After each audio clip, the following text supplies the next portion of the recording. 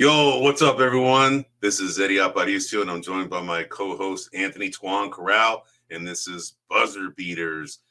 Buzzer Beaters is a podcast brought to you by grumblingsmedia.com. You can find us at grumblingsmedia.com. Also, any popular podcast outlets such as Spotify, YouTube, Pandora, Google, Facebook, X, pretty much anywhere you can find your podcasts, you can go ahead and find us. Just call out Grumblings Media and you will find us, Buzzer Beaters. If this is your first show, hey, we're on episode 31 here, all right? And our intent is to do this live every Wednesday at 9 p.m. Pacific, 9 p.m. Eastern, 6 p.m. Pacific. But unfortunately, the holidays are kind of upon us.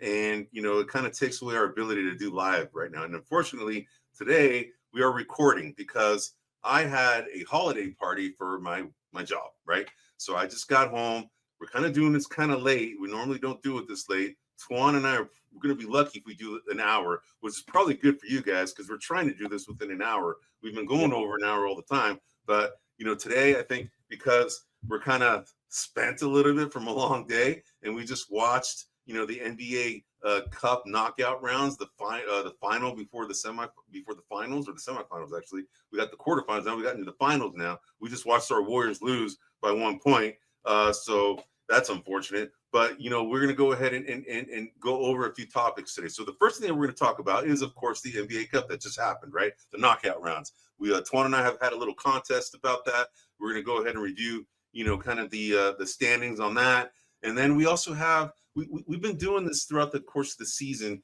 We've been doing this kind of rookie watch analytics, kind of rookie analytics, kind of watch, kind of compare, the analytics and which, rookies actually have been standing out from an analytics standpoint, whether it be for points per game, minutes per game, analytics. There's also this rookie ladder that NBA.com has. We're going to compare that to the analytics. This is going to be our third time that we're kind of reviewing this. And we're going to compare it to the second time that we did it and see how it's changed. Then the third thing that we're going to talk about is, we're a quarter of the season into the NBA season. So roughly about almost 2 months into the NBA season. And we're going to go ahead and kind of have our picks. Tuan and I are going to go ahead and make our picks for who we think right now are the leading candidates for the end of the season awards, for the NBA, like, MVP, most improved player, rookie of the year, defensive player of the year, all those end of the season awards. We're going to go ahead and give you where we think these people, which players should be standing out at this point. And then we're going to go ahead and just end it out with kind of what we do every episode is that we have this rookie watch where we drafted these players that are on our team. It's kind of like a fantasy segment, right? Where we kind of review how our teams or our players are doing against each other. And then we're also doing a conference seedings contest where we kind of predicted before the season started where we think every team should be ending up. We have a point system that we have on that. We review it every week, and we're going to go ahead and kind of go over where things stand right now. So that's pretty much the agenda for today's episode 31 of Buzzer Beaters. So Tuan, dude, how you been, man? How's everything been, man? What's going on with you, man? I've been good. Just working. No Christmas parties for my company. You're lucky because we're spread out across the U.S., across the world, really. So there's nowhere to have a Christmas party. Maybe a Christmas Zoom. That's what we all need, right? Another Zoom meeting in our lives. I've been good. I've been good. Heading to LA. I heard, bro. Sorry, man. I know you're going to LA for a funeral for your uncle, right? Yeah, no, I know we talked about a funeral there, so gotta be there for the family, for my cousin. Are you flying out there or are you driving, yeah, bro? I'm gonna fly out tomorrow early evening, and then good thing is my daughter lives out there, so I'll catch some dinner with her and hang out for an extra day or two, and then head on back. Yeah, dude, I'm sorry to hear that, bro. I know, I get you, man. I'm actually heading out to LA this week as well because I'm picking up my daughter from, of course, LMU right here. Where's my little thing? LMU right here. It's she's finishing her first semester at LMU, and she has to get out of her dorm by 5 p.m. Man, I don't know. They're pretty strict about getting their students out. Because I guess there's summer sessions that are going on, and I guess maybe their dorms are used by people that are going through this summer. But anyway, she has to get out. We're picking her up. We're going to go to Disneyland for a few days, and then we're coming back on Monday. we're both driving up. She has a car, so she's going to bring her car up here. We're going to follow her. It's going to be a nice 6-hour drive. We're going to spend some time with her. Patty will go 2 hours with her. I'll go 2 hours with her, and then she'll go 2 hours by herself. She has to kind of get used to going, that long drive by herself. So that, and it's also for us too.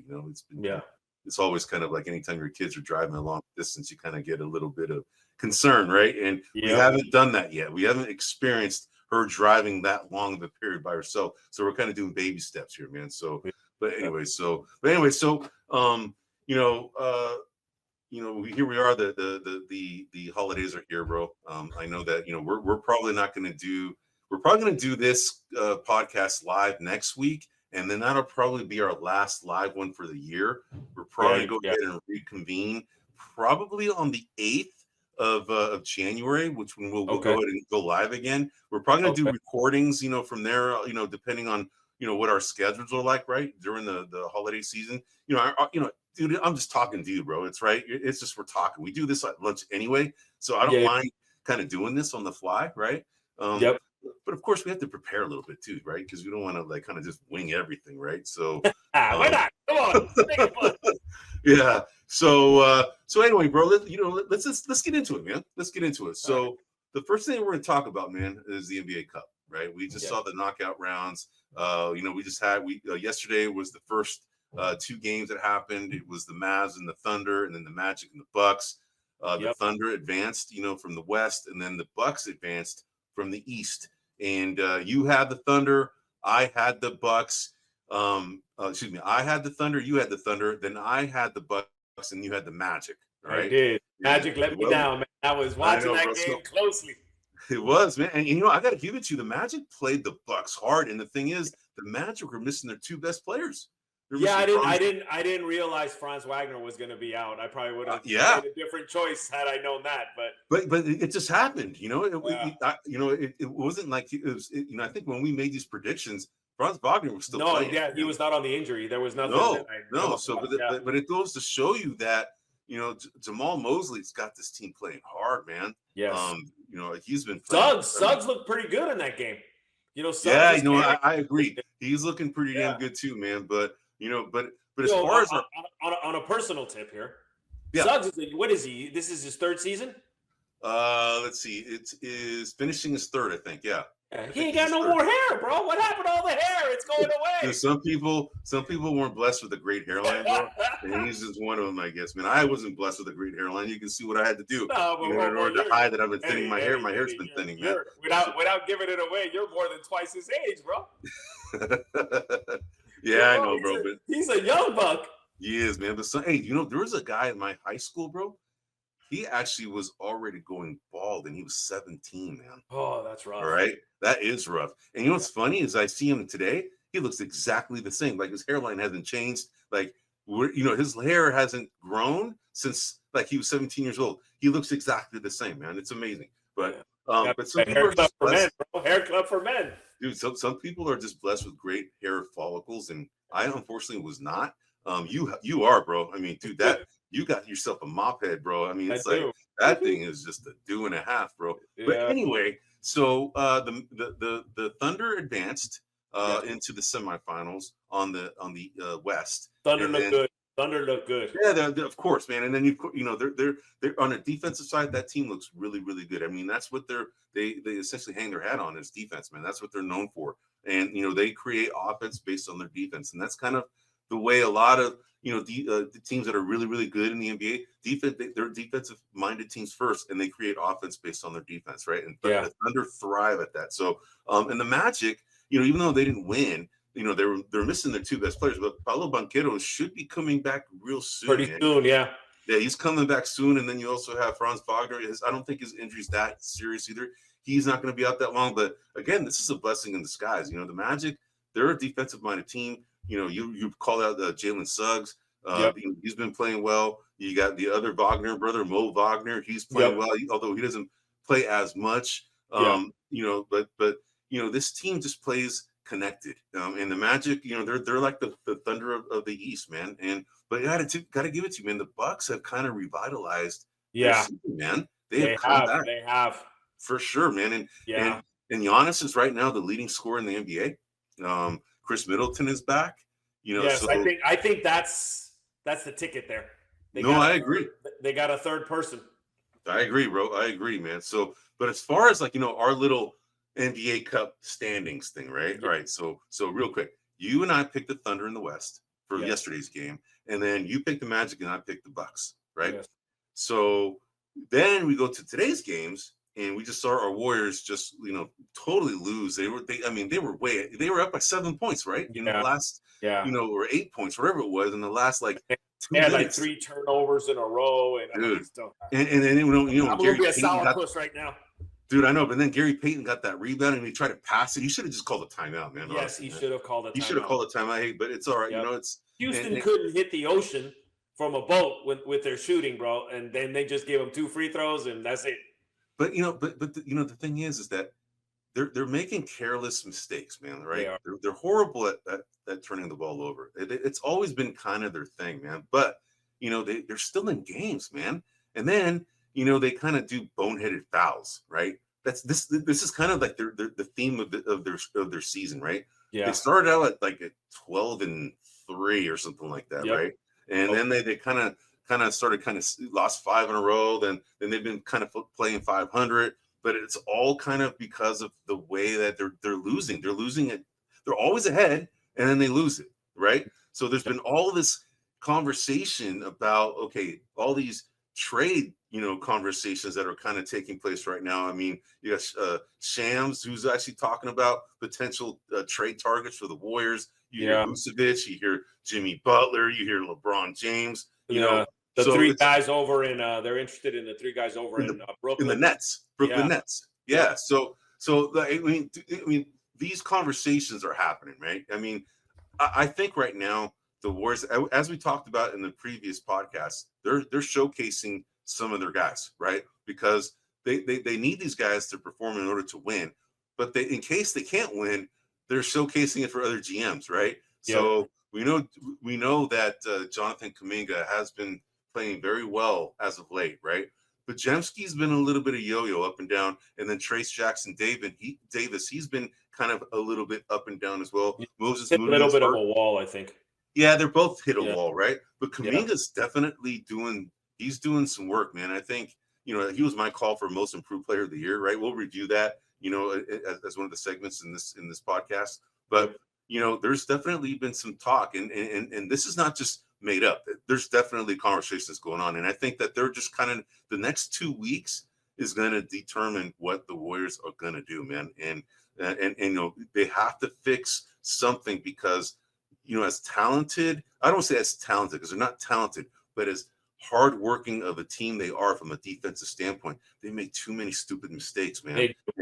And I don't know if that's a basketball IQ thing or they're just completely careless. Because Curry, man, he's careless with the ball, dude. Let's just face it, he is. He does make stupid bonehead mistakes, but he does so much on the offensive end. You kind of just like, okay, you have to. Right? You have to. But Draymond at times too is forcing things that aren't there, and there was a game where what was the game where Draymond and Curry were both out? Was that against Houston, the last game?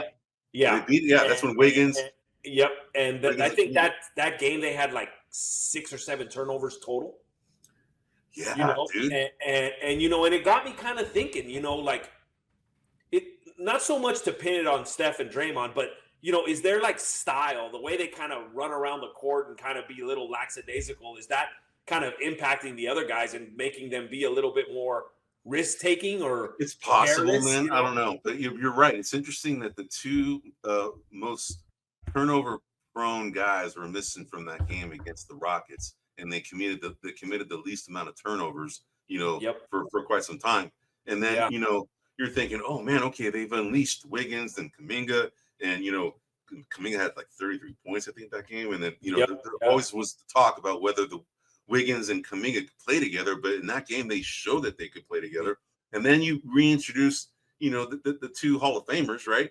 And then they kind of regress again, man, from a turnover standpoint, right? So bottom line is it seems to me that there's going to be some kind of change if the Warriors continue losing the way that they have been, because it's been the same kind of story that we're reading.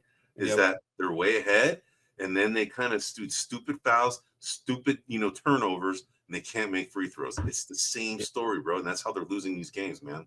Yep. So anyway, Well, man. So if they do trade, and I'm just hopeful they don't. I'm on the fence whether they trade for like an older player. I don't know. like if a I Jimmy want, I don't know if Butler, I right? want a Jimmy Butler. I don't know if I want a LeBron. Because if we pick up those players, we're going to lose Kuminga. And to me, I don't want to lose Kuminga for someone we're going to have a season or two, and then that's it. No, I hear you. But the one trade that I heard that seems to be probably the most doable, but it means that they're probably going to keep pretty much everybody intact that they have right now, is I heard that the expiring contract of DeAnthony Melton could be swapped out for someone like a Dennis Schroeder, right? I think that's a good move. We talked about. I think so too. They need a point guard. They need someone who can run. I think so too. Yeah. But what that means is that they're staying pat with everybody else. And if they can do that, I'm down with that. and I guess the salaries kind of work out. So, and I don't mind Dennis Schroeder as a backup point guard, to Steph, kind of, because he's been in that role for most of his career. He's just starting right now because Brooklyn Nets don't really have anybody else from a point guard standpoint, right? But Brooklyn Nets have some decent talent. I mean, they're not like superstar talent, but they're good rotational pieces. Yeah, yeah. A little bit. Well, and I don't want to get too excited, but read an article today about Jared Allen and how he is sort of not regressing. Regressing is the wrong word. His impact is being less and less than it has been historically. Right. And I'm kind of leading a little bit here into one of our other segments, but a lot of it has to do with the growth of Evan Mobley. Yeah. And so that maybe Cleveland should consider trading him out. And from the offseason, that was the guy I was like, that was the guy you wanted. I'll give up Kuminga for him. Yeah. Let's do it like yesterday. I'm with you, man. I'm with you, man. So just an interesting little article. We'll see what that means. Obviously Cleveland's like the top team in the East. I don't know if they need to do anything or should do anything, but if they're kind of building or trying to tinker a little bit here and there to tweak it, then hell, I'd take Jared Allen in a minute. I would too. I would too, man. I would too, man. But all right, so with respect to the NBA knockout rounds, right? Yeah. I picked the Warriors. You picked the Rockets. So you get 3 points for that, right? So, and then we both, believe it or not, dude, the Knicks lost. Yeah, They lost at home to the team that we had talked about last week as an up and coming surprise team, right? Yeah. The Atlanta Hawks. The Atlanta Hawks are on a roll right now, man. It's amazing. They are playing very well, and their metrics doesn't show that they should be playing this well, but they are. They're a pretty deep team, man. And Trae Young has become kind of a facilitator more than a scorer now. Jalen Johnson's kind of guy who's been emerging as their kind of lead guy from a scoring standpoint. You have Bogdanovich, who's kind of like a guy who can score off the bench. You have Reece Shea, your boy, who's been playing as a starter. He's been playing decent. You have Clint Capella, who's he's playing well. You got Okongwu playing well. You have what's this guy's name? He's a guy from Virginia. I forgot his name. Anyway, so he's been playing well. But anyway, so this team has been kind of a surprise, man. Like we talked about last week, and they took out a team that's a lot better than them, at least from all analytics standpoint, right? Yeah, Jalen Johnson had himself a hell of a game. Right? He had I want to say 18 or 19 rebounds, 20 something points. A couple blocks, couple steals. He had himself a hell of a game. And one thing to note, I don't know what it means, but Atlanta beat Cleveland in Cleveland, Boston in Boston, and New York in New York, right? As part of this kind of cup series. Right. And I'm like, damn, that's pretty impressive. And we'll see what comes of it. But, you and I were kind of second guessing them during the offseason for trading DeJounte Murray as opposed to the point guard there. But maybe they made the right choice. I don't know. I mean, they're starting to gel. Things are starting to come together, with Trae Young there. But, we'll see. We'll see. No, I hear you, man. And so they're a surprise, man. So anyway, so we both picked the Knicks there. So we both don't get points, right? So out of the knockout rounds, since we said that each win would count for 3 points, right? Yep. You and I both got 6 points out of the knockout rounds. All right, in the group play, you got 7 points, I got 9 points. So right now the score is 15 me, 13 you. Okay. Okay. Now we're gonna go ahead and pick for the next round. Okay. So we have the Thunder. They're gonna go ahead and play the Rockets, and they're hosting the Rockets. So who do you pick there, man? That's easy. I'm taking the Thunder. So am I. Yeah. All right. Easy. And then as far as the East, you have the Bucks versus the Hawks. Now it looks like the Hawks are going to be hosting the Bucks.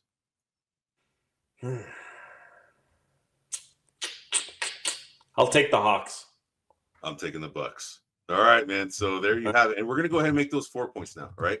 Okay. So we'll go ahead and do that. So we'll see. We'll go ahead and check back into this the next week, man. So anything else you want to talk about on the NBA Cup before we move on to No. segment? I mean, the only thing I wanted to mention was, Oklahoma's coming together, and they still don't have Chet Holmgren. They're going to be scary if they figure this thing out, how to play everyone, because I know. Yeah, and then, I mean, like, no one's going to stop them. Scary, like they're going to win the whole thing. I mean, they're a tough squad. They are a tough squad. They play very tenacious defense, man. Yeah. That's what they lead. And that's the thing, dude, is like I said earlier, defense, the teams that do very well are the ones that are very defensive minded and create offense based on the defense. Yeah. And these guys are kind of notorious for it. Boston Celtics are another team that's kind of notorious for doing it. The Warriors are good at it too, but they make stupid freaking mistakes, right? And that's the difference. Those two teams, the Celtics and the Thunder, they don't make as many stupid mistakes as the Warriors, and that's the reason why the Warriors are in that echelon yet, right? They can be, maybe they might need a trade to get there, but they have the prowess from a defensive standpoint to be an issue. But these teams right here, Thunder and Boston, they're definitely the cream of the crop. So question for you, Eddie. Yeah. Who, in your mind, who's the better Thunder team? This team or the Kevin Durant, James Harden, Prime Russell Westbrook, Serge Ibaka, that crew? This team is deep. This team is deeper, man. They play defense. They play better defense than that team back then. The other team was more offensive oriented. Yeah. They are good defensively, but not as good as this team. This team is definitely hangs their hat on defense. You can see it. And what's cool about these guys, man, is that you never see these guys interviewed. One person's interviewed at one time. They always kind of go together, man, and which is kind of a cool thing, man. Yeah. They want to talk to Shea Gilgeous-Alexander, and the whole team shows up, right? Yeah. They're all there kind of hanging out, talking, just supporting whoever's being interviewed, and therefore, everybody else gets a chance to talk sometimes. And I think that's cool, man. I think that's cool. So I like kind of like their vibe. It's hard not to like those guys, man. Honestly, I agree. There's no one in there that really rubs me the wrong way or anything. I like them. I think, even though the Warriors were the benefactor of getting Durant, I always felt for the people of Oklahoma. As a lifelong Warrior fan, we've lost a lot of players. Like Chris Webber and things of that nature. Bernard King, if you go as way back as we do. But I've always felt kind of I wouldn't mind them winning. I think they're a good fan base. I think the GM there is magnificent, Sam Presti, right? Yep.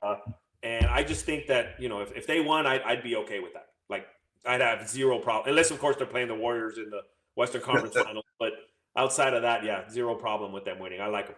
Yeah, no, I hear you, bro. I hear you, man. So, all right, man. So let's go on to the next thing, the rookie analytics. Yes. All right. So, so cool, man. We can probably blow that up. See if you can zoom that in a little bit.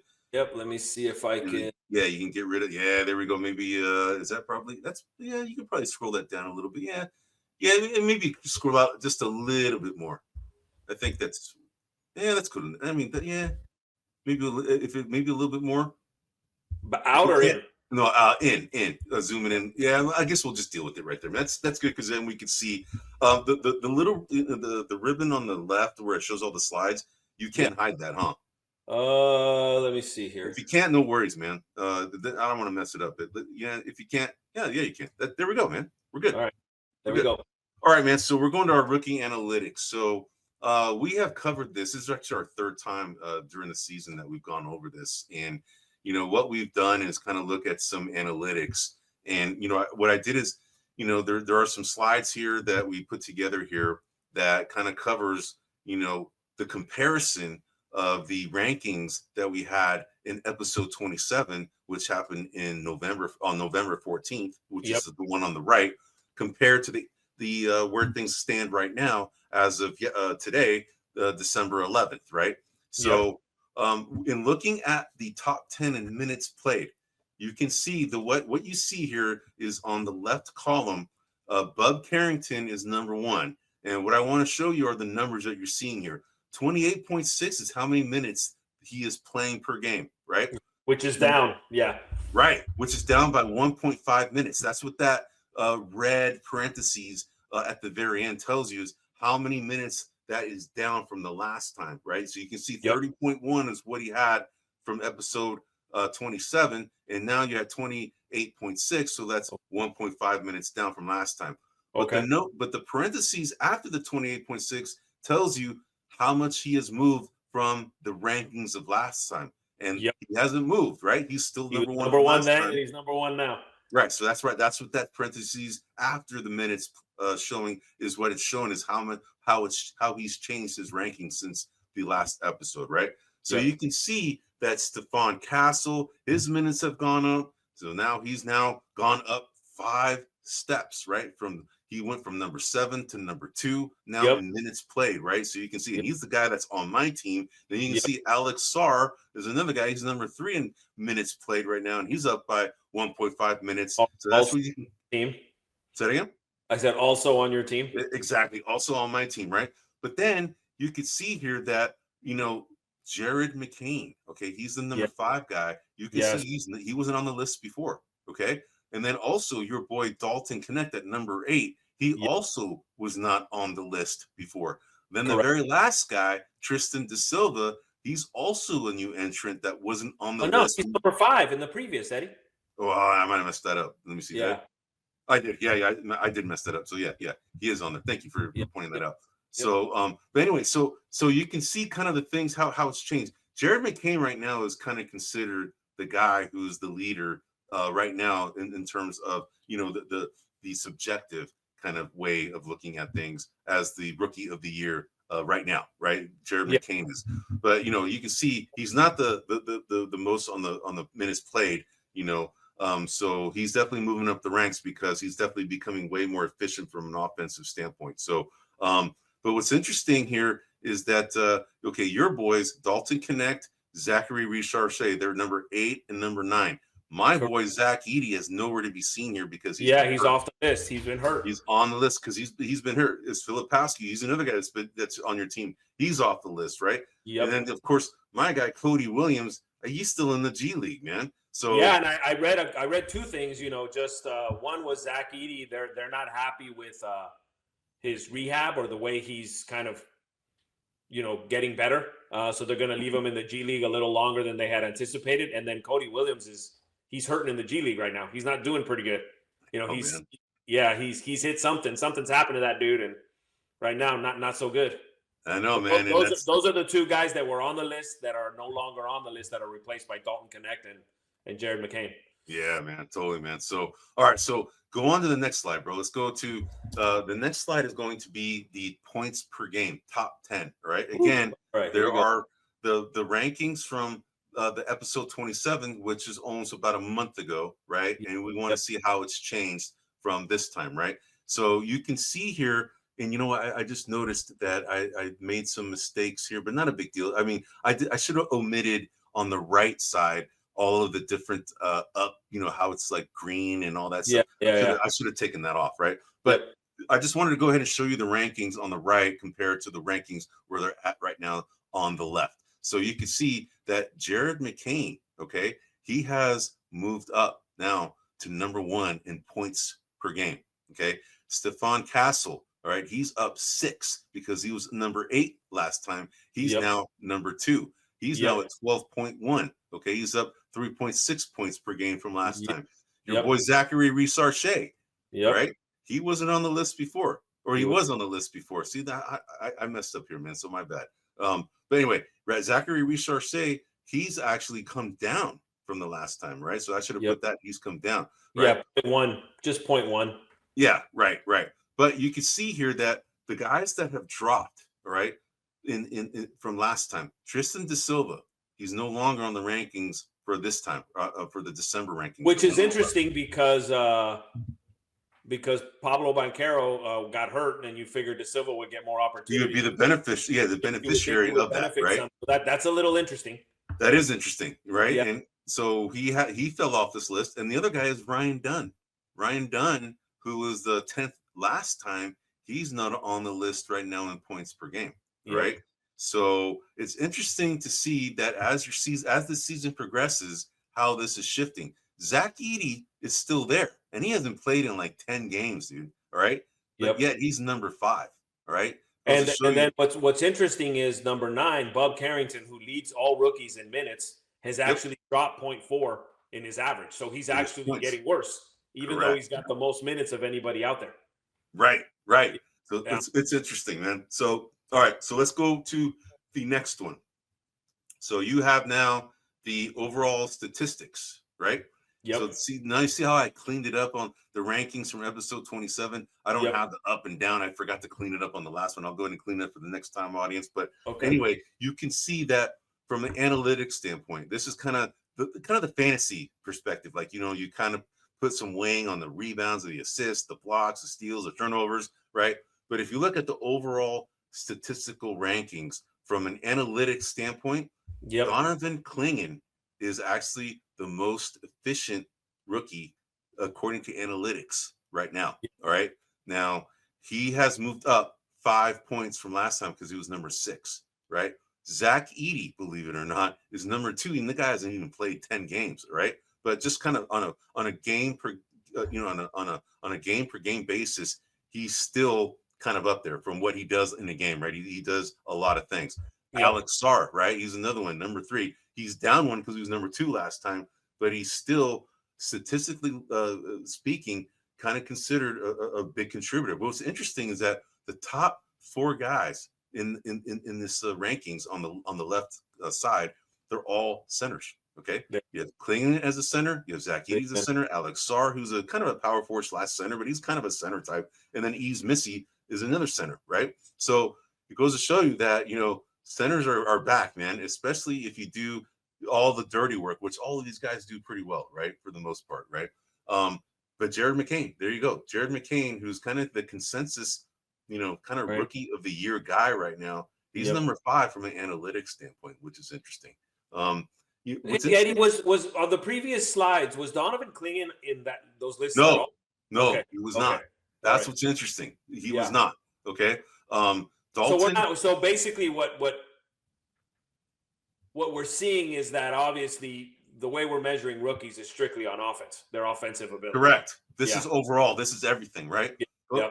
But you can see that I highlighted 2 in yellow, right? And that's I just want to highlight them as new entrants right here. Dalton Connect, he was your boy. He's now new. He wasn't on the list last time. All right. Stephon Castle wasn't on the list last time. Your guy. Right? Yep. So this is in a month's time frame.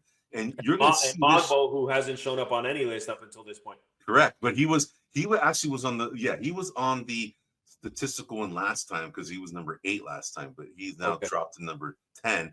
But Jalen Wells, he's kind of stayed around the same. He's at 8. Zachary Richarchet, he wasn't on the current list right now, so he dropped off, which is interesting. Zachary Richarchet dropped off, and then also Keyshawn George was also another person who dropped off. So it's interesting, man. So if we go to the next slide, you can see the subjective thing. Oh man, one of those. It's all right, man. No big. So you can see that I kind of looked at the rankings of NBA.com of the most recent rankings which happened a week ago from today. Jared McCain is number 1, right? Stephon Castle is number 2. Jalen Wells, number 3, all the way down. But what I wanted to go ahead and show you how it compares to what we just showed in the previous slide, the analytics. Well, analytics, right? So Donovan Clingan is number 1. He's nowhere seen on that rankings from NBA.com. Correct. Zach Edey, he's number And 8. not only right? is he number 1, he's doing it where not even in the top 10 minutes. Correct. Yeah. But this goes to show you that guy does a lot he does a lot from a statistical standpoint, right? Yep. Alex Sarr, he is number 3 on the analytics, but he's number 7. I tend to think should be higher than number 7. Honestly, I think he's been one of the better guys from a rookie standpoint. I agree, and he has the notoriety of being the first pick. You'd think he'd get a little more. 2 pick, second pick, but he's the top 2 pick. Yeah. Zachary Richarche is number 1, number 1 pick. But you can see Zachary Richarche appears on this one, but doesn't appear on the analytics one, which is interesting, right? Yeah. So this is, again, very, very subjective. It's very mostly offensive minded is when these rankings are made, right? Same as Tristan Da Silva doesn't show up in the analytics at all. But right. So you can see, the pictures that I have there, those are the guys that I have that at the very top. They're all the guys that the pictures that you're seeing on the bottom are the guys that are number 1, right? For each of these lists, right? So anyway, that I just wanted to go ahead and share. We're going to go ahead and continue doing these, on a regular basis. I like this. I like it.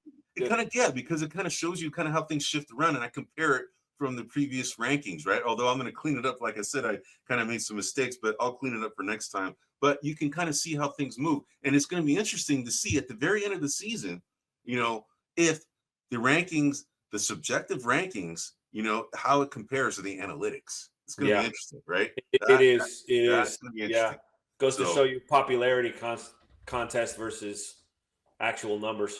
And I'm going to be curious to kind of track Bub Carrington because he's been dropping and dropping. I'm curious if when we do the next one, if he'll even be in the top 10 anything. Well, maybe minutes. Probably minutes. But he's getting a shot, man, because the Wizards are the worst team in the NBA right now, man. They have the worst record in the NBA. So, hey, good for the organization to kind of showcase who they drafted, right? All these guys are going to get a shot, right? Yeah. Alex Sarr, Keyshawn George, and then Bub Carrington. Those are the 3 picks. They're getting a lot of time. They're getting a lot of time to develop. Hey, let's see what happens. I mean, he has every opportunity, Bub Carrington, to be Rookie of the Year for sure, right? He does. It's just that he's on a crappy team. But the Sixers are not necessarily the best team either. And then you got freaking Jared McCain as number 1, and the Sixers, are still kind of bottom dwellers right now. I mean, they're going to make their way back up, but they're in the bottom right now. Well, we'll see. I mean, they've got their backcourt of the future. I'll tell you that much. Yeah, I mean, with Tyrese Maxey and Jared McCain. Yeah, I hear you. Right now, they've got their backcourt. The front court, I don't know. We're gonna see, but they got their backcourt. But I wouldn't be surprised if Stephon Castle's number 1, man. Honestly, that dude looks good, man. He looks like a really good player, man. So but anyway, we shall see. All right, man. Any other thoughts or things before we move on to the next segment? No. Thanks for putting this together. Like I said, I like it. I like looking at the stats. This is my favorite one. This comparing the actual numbers versus the analytics. What the NBA is ranking. Yeah, and like Donovan Clingan gets no love. I mean, he's not a starter. He's coming off the bench. But like he should be in the top 10 of NBA.com somewhere. He should be exactly. But he's not an offensive player. He's not a sexy pick, right? No, but it kind of goes to show you how these voters kind of vote, right? Yeah. It's based on shine, man. Like who's like, whoa, like who's and I'll be honest with you, I'm kind of guilty of it myself. I was kind of surprised to see him up there because when I see him, I'm like, he's all right. He's just all right. But then you start putting the numbers together, and you're like, no, he's a little better than just all right. Yeah, for sure. Yeah, for sure. Cool. All right, man. So let's go on to the next one. So Twan and I, like I said, we made some predictions in the beginning of the season. No, we're going to the court. We're going to do that at the end. We'll do the rookie watch thing at the end. Okay. We'll come back to this one. So this one, you can just go ahead and remove that, and then we're going to have this as an open discussion. So all right. So now at the beginning of the year, Twan and I went ahead and made some predictions on the end of season awards. We last year's winners. We had Nikola Jokic, who was the MVP. Tyrese Maxey was the most improved player. You had Rudy Gobert, who's a 4-time defensive player of the year. And then you had rookie of the year is Victor Wembanyama. 6th man was Naz Reid. And then coach of the year was Mark Dagnall, right? Those were last year's picks.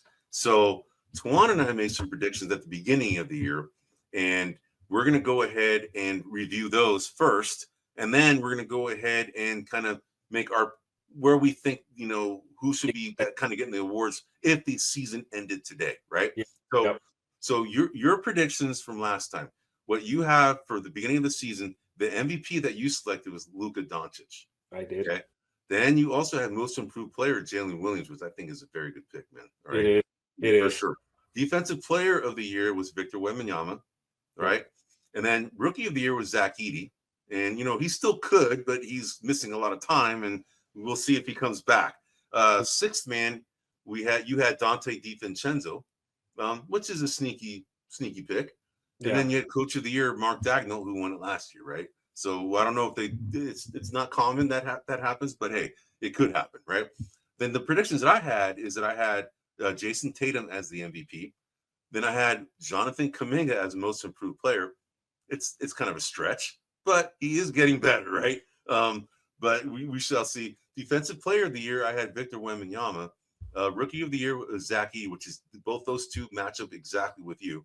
Then sixth man, I had Benedict Mathurin of the Indiana Pacers, but now he's been kind of put into the starting lineup, so I'm kind of screwed for that one, right? Yeah. And then coach of the year, I had Steve Kerr. All right. Now, that's a sneaky pick because he's kind of having to manage like a 12-man rotation right now, right? And the Warriors are actually doing better than a lot of people thought. But of course, they're making stupid mistakes, and they're kind of should be better than they are, but they're not. Anyway, so now takes us to where if the season ended today, who we think should be the picks. So let's go ahead and work our way back. We'll go start with coach of the year and then work our way back up to MVP. All right. Okay. So let me ask you this. Coach of the year, who would you say are some of the guys that stand out to you? You can, if you want, you can only pick one, but like if there are more than one. So immediately the guy who jumps ahead of everyone, and it's obvious, is Kenny Atkinson, right? For sure. So, I agree. He's got the best team in the NBA right now, record-wise, in the Cleveland Cavaliers. I think he's doing a fantastic job.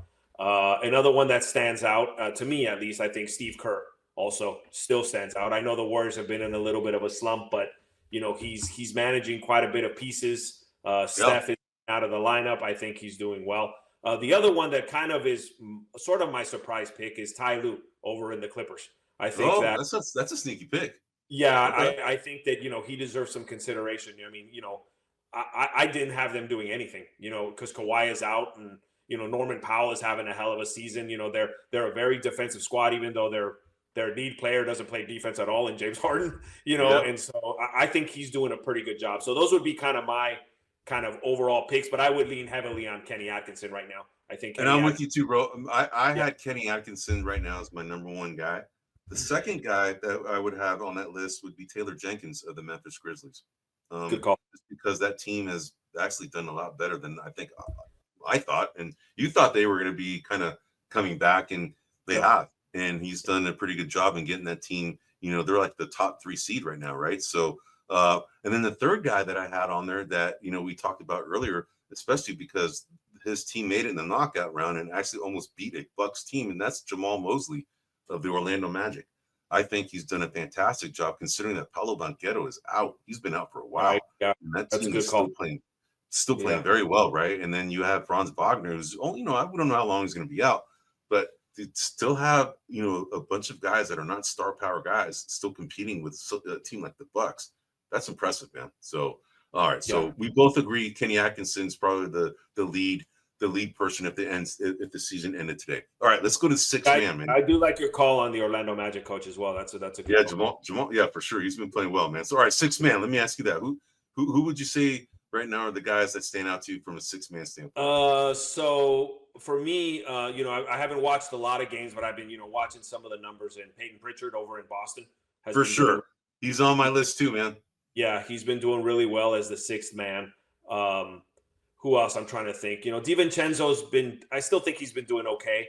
But I think right now I would stick with Pritchard as the guy. I don't have. My guys are Monk and Peyton Pritchard. And then I'd probably put Naz Reid because he was last year's champ. I would probably put him at number 3. So right now, it'd be Malik Monk first to me, Peyton Pritchard second, and then I would probably put Naz Reid third for right now. So, but yeah, we both we both had Peyton Pritchard as well, and I think he'd get a lot of votes if the season ended today because he has definitely played very well. All right, Rookie of the Year, man. We just went over the I mean, at this point, right? I gotta lean towards Jared McCain. You know, he's the highlight of a crappy Philadelphia 76ers team. You know, a team that you could argue has reason to kind of play less enthusiastic. He's making the most of his opportunity, you know, so I'm kind of leaning towards Jared McCain. I know we were talking about the numbers and the stats and everything, but, you know, I right now I would say that Jared McCain is probably my front runner for Rookie of the Year. Okay. All right. I have Alex Sarr. Alex Sarr, I think, is the guy that, in my opinion, has stood out from an overall standpoint, not just from an offensive standpoint. Jared McCain is definitely stepped up from an offensive standpoint for a team that is struggling, but Alex Sarr has definitely done the same thing on a team that's struggling, but they're definitely a lot worse than the Sixers. The Sixers should be emerging soon if they can get Embiid and Paul George to play together along with Tyrese Maxey and Jared McCain. I mean, that's a pretty formidable team that once they all kind of come together. But another guy that I actually put on there is Dalton Connect, your boy, man. Okay. Dalton Connect. I think he's been playing pretty well, man. He's been kind of in and out of the starting lineup, so I would put him in there. He is on a high-profile team. One guy that I would also mention is Stephon Castle. I think Stephon Castle has been playing better as the season has been going. I think, you know, he's got a lot of upside in terms of, you know, he's in that classic mold that you and I have talked about where he comes out as a defensive guy and then works on his offense. And you and I have been, you know, proponents of that being an easier formula than the other way around, right? An offensive guy tries to turn into a defensive guy. That never seems to work.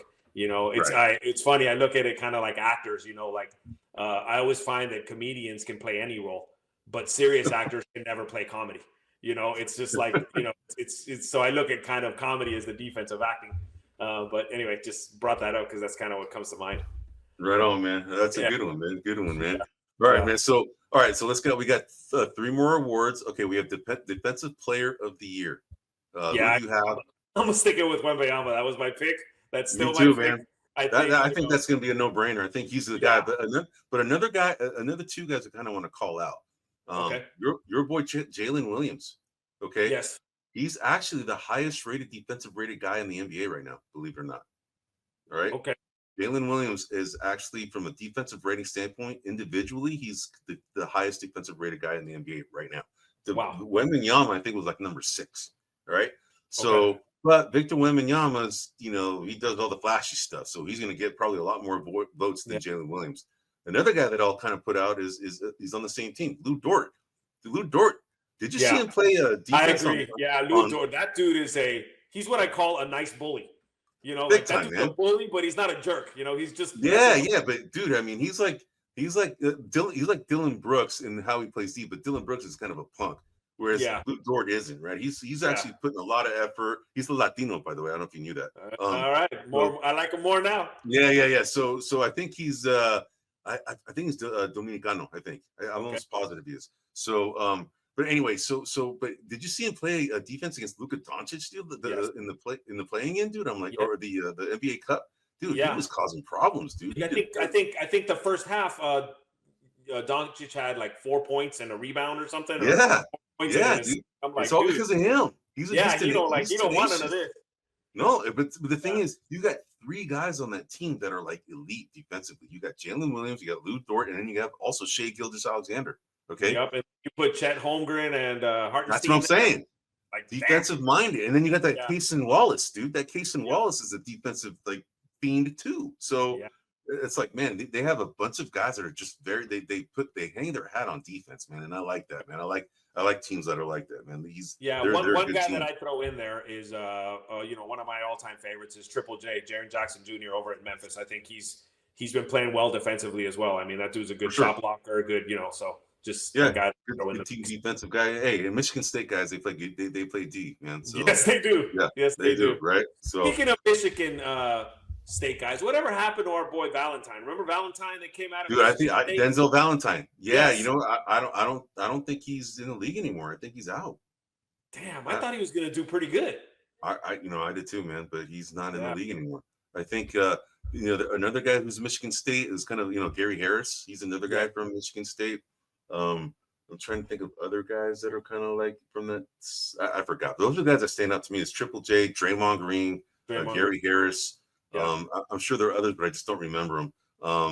No, So Magic didn't play no D, so they must have not been coaching D back in '79 or whatever. yeah. So, but it's a Rizzo. It's all Tom Izzo. Tom Izzo is the guy. Izzo. That was Tom pre-Tom Izzo Izzo. wasn't coaching Magic He back didn't then. coach That's probably Magic. why. Tom Izzo was like 6 years old back then, I think. Yeah. All right, man. So let's go to the final two. We have a most improved player, man. Yes. Who would you say are some of the guys that stand out to you from that? You know, who two would you say guys that stand out to me. One is I touched on him earlier, and that was Evan Mobley. Yep, he's on my list too. That dude is like boom. Fantastic. The other guy that I think really stepped up when Banchero went out was Franz Wagner. So that's who I have too. I actually have Franz. Yeah, I have Franz Wagner first, Evan Mobley second. Okay. So you have Evan Mobley first. I have Evan. Well, I like that kid. I mean, I like the way he plays. I like the way he moves. I just think if that kid can put on not even that much, another 10, 15 pounds. Yeah. Forget it. It's over. Yeah. It's over. He's kind of making Jared Allen expendable right now, man. So it is, and if he's expendable, I'll sign up. Warriors will take him. Give him to me. Anybody else? Anybody else that stand out from the? No, those are the two that really stood out to me. Okay, I agree with you on those two. But another guy that I'll throw out there who's been playing very well is Brandon Miller, for the Charlotte Hornets. A kid from Alabama, 6'10", a small forward. He's definitely emerged as a player. He started showing out last year, but he's definitely brought it up a notch this year, and he's definitely playing very, very well. He's showing that he can carry the offensive load for a team. And right now he's probably considered the second best player on that team. LaMelo Ball is probably considered the best player on that team right now. Yeah. But this guy's a close second, right? So I want to kind of throw out that he's definitely and my original pick is still in the running too. Jalen Williams, obviously, we talked about him. He's my original pick for. He's definitely in there. I probably put him more defensive player of the year more than that, but he gets some votes for sure, for sure. Yeah. And you and I are gonna have a little contest on this to see who gets the most votes, right? Based on our predictions in the beginning of the season. All right, so last category, MVP, man. Who are the guys that stand out to you right now if the season ends today? Season ended today. There's two guys that stand out. One is obviously Jokic. He's been playing like a beast. The other one now, as of late, they're up and coming. You mentioned him earlier. He's leading the NBA in scoring, and that's Giannis. I have those guys as 1 and 2 right now. Yeah, and I would put Jokic as 1 and Antetokounmpo as 2. That's right. That's what I have as well. I have that too. And Jokic is he's incredible, dude. He's incredible.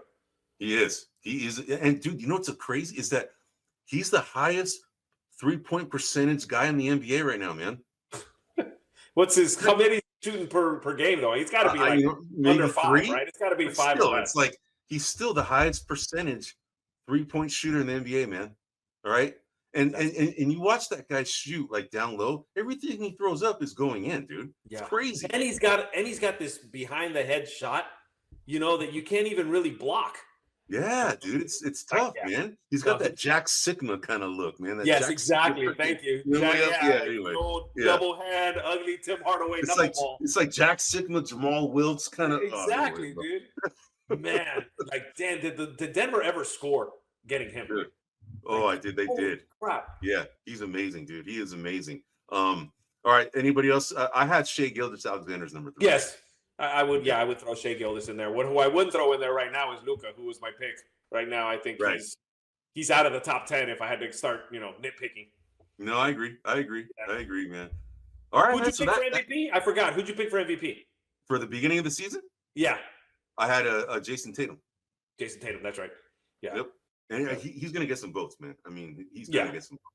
Yeah. So we're going to just kind of who gets the most votes out of all our players. But I think he's got the remember that old Durant Curry argument. You're splitting votes. You're going to be splitting votes between him and Jaylen Brown. Because I agree. Man. He really does fight him for leader of the team. For sure. They kind of go back and forth on that squad, which I think is one of the things that makes them so deep and good. That you can't focus on one or the other, but it also helps. It also hurts them for awards and notoriety. I can't say that. Dude, it's 10:15 at night, dude. It's okay, Yeah, man. We can just say past my these bedtime. words. It's not slip. It's not coming out easily, man. Notoriety. Yeah, Notoriety. notoriety, Yeah, notoriety. notoriety already. Whatever, man. Oh my All right. goodness.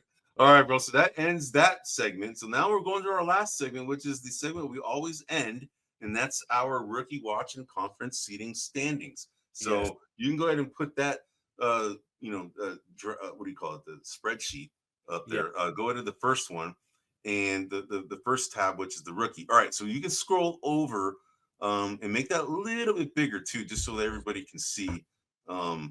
Maybe, yeah, there we go. All right, man. So now what you can see here is that my team right now, okay, my team has 1,840.4 points. What is catching up? Exactly. You have 1,710 points, right? So Yes. you can see that we're now at game 22 to 25, but you can see that it's staggered because not all the NBA teams are playing. Especially with this cup, it's going to be all wonky here for the next couple Yeah, of I agree. So, but check this out, man. So game 19, okay, you still have you got 80.1 points, 75.3 points. Game 20, 50.9 points to 42.6. You're beating me now consistently. But look, dude, look at how many zeros I'm having. Okay, I have SARS now gotten hurt. Okay, I have Edie who's gotten hurt. You have Cody Williams who's freaking out of the league right now. He may not come back. I'm kind of like my whole team is kind of carried by Alex Sarr and Stephon Castle. But it's like 2 against 5 right now for me right now, bro. Right? It's crazy. It sucks. Right? And then Jamal Shed is hardly playing anymore either. So I'm getting screwed, dude. Okay. And the only guy who's not really playing on your team right now is Filipowski because he's hurt. Yeah, but he got 3.2 points on game 23. He's back, but okay. But then like tonight, the Rockets, they didn't play Reed Shepard. Okay, he didn't play tonight, so you got a 0 there today, right? But you can see, man, in game 23, game 22, you made up like almost 40 points just in that game alone. Then you have in game 23, you're making up. It depends on what Star does, next game, but you're going to be close to 30 points there. So. It's like it's crazy, man. So you've been making a serious comeback. But you can see like the totals for all of our teams right now. Right now, the leading point getter on my team right now is Stephon Castle at 565. That's impressive. Yep. Yeah, and then your guy is Reece Shea at 541. Yeah, but my guy would be third best on your squad. Right. Yeah. See, but if Edie was playing, he'd probably be up there, man. So, but yeah. But you can see your boy, the guy, the worst guy on your team was your second pick, and that's Reed Shepard. That's because he's playing for a very deep team. Yeah, they're doing a lot better than I had anticipated. I thought he would get some opportunity, but I know he came on a very deep team. But then my guy Cody Williams, dude, shoot, he might get zeros for the rest of the year, dude. He might, dude. He might, dude. I mean, everything I'm reading, and dude, this is Jalen Williams' younger brother. Okay. This is Jalen Williams of the Oklahoma City Thunder, younger brother. Come on, bro. You got to represent the Williams. Shit. Yeah. Man, what's going on? He's playing more like man. All right. You know who that is? People who that is. Dude, it's ugly, man. So Shirley. But anyway, bro. All right. So that's it for that. Now you can go to the conference standings. All right. Here we go. So you can I'll go ahead and eliminate the banner so everybody can see. So I kind of already explained here kind of the point system, but this is going to be shifting on a week-to-week basis. But the light orange is the Western Conference, the light blue is the Eastern Conference. The actuals rankings are on the left side of each of those highlighted tables, and then the projected ones are on the right for each of us. So you can see that in the Western Conference, you accumulated a total of 17 points with a maximum amount of points of 75 points, right? So that ratio 17 to 75, is low, but it's still early in the season. But we want to get as close as possible to 75 if we want to be good in our predictions.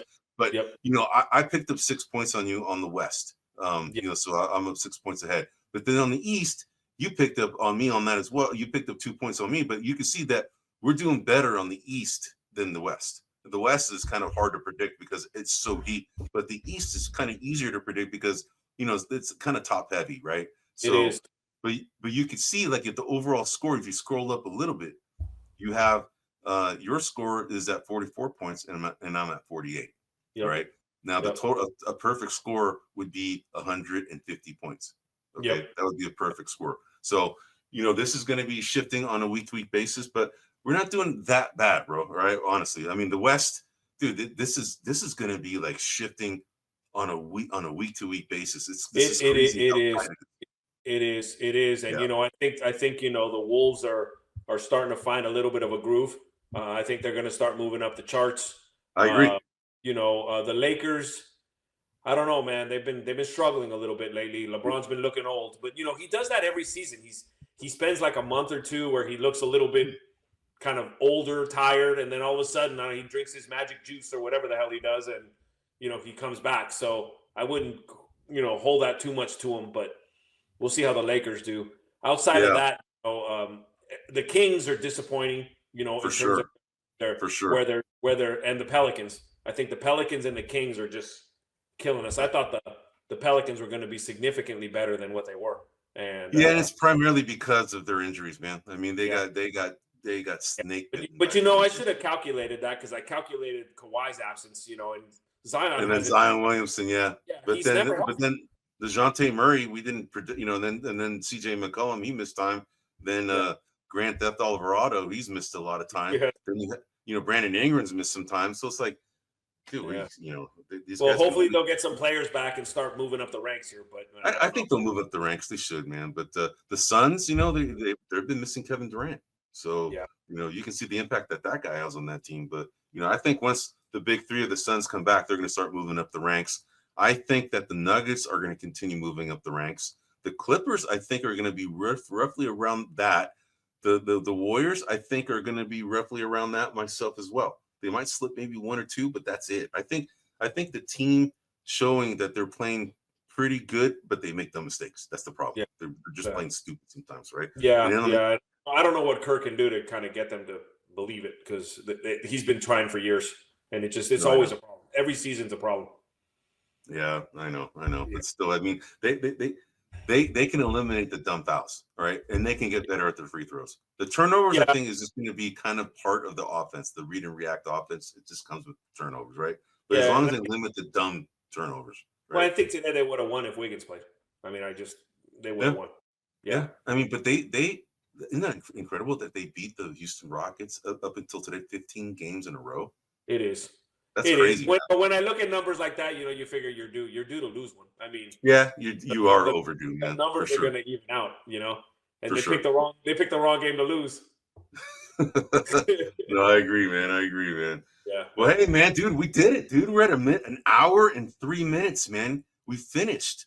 That's amazing, dude. You promised less than an hour, and we did. We almost did. We almost did it, man. But we actually covered 4 topics. We went over the NBA Cup, the knockout round, and then the rookie ladder watch, which we're gonna do pretty much on an occasional basis, probably on a monthly basis to kind of see. Yeah, I think a monthly basis is good. Yeah, it's probably right from the analytics standpoint. How the rookies kind of measure up against the subjective rankings of NBA.com. That's kind of why we're doing this. And then we also, Twan and I picked the quarter season picks for the NBA awards, the NBA end of season awards. And if the season ended today, who were our picks for MVP, most valuable player, defensive player of the year, rookie of the year, all these type of guys. So we went over that. And then the last thing that we went over is the rookie watch. We have this rookie.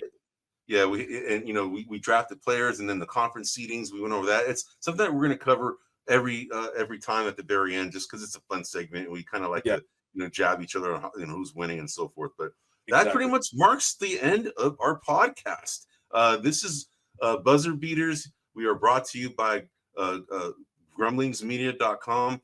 You can find us on any podcast outlet such as Rumble, YouTube, Spotify, Pandora, pretty much anywhere you can find it. Not your Napster, bro. Right, that one's dead. Right, or you can find and you can find us on these outlets. But our intent is to be here every Wednesday live. But unfortunately, like I said earlier, the holidays are upon us, and we're probably not going to be live we're going to be live probably next week, but then after that, we're going to be probably reconvening live in January. But we're going to continue bringing you content up until the end of the year. So, but anyway, I'm Eddie Aparicio. This is my co-host Anthony Tuan Corral, and this is Buzzer Beaters, and we are signing off. Hey everybody, this is Big John from Grumblings Media, and I just want to say thank you for watching our content. If you want to support our efforts here at Grumblings Media, just smash the subscribe button right here, totally free, or just go ahead and consume more of our great content. Click either one of these two boxes.